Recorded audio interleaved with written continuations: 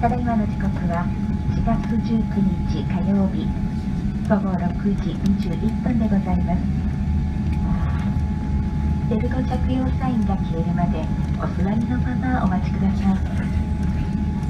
物入れを開けた時に手荷物が滑り出る恐れがありますのでお気をつけください。この先、通信用の電波を発する電子機器もご使用になれますが、携帯電話での通話は周りのお客様のご迷惑になりますのでご理解ください。